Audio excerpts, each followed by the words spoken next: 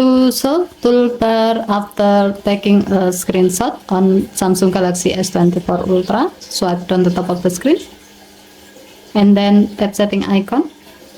Scroll down the screen to find advanced features. Tap advanced features.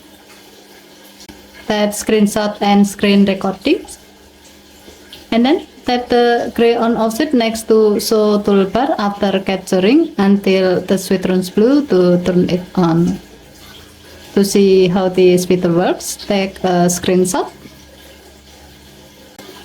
You can see that your phone will show toolbar at the bottom of the screen. As the example, you can tap scrolling screenshot to scroll the screen and capture more.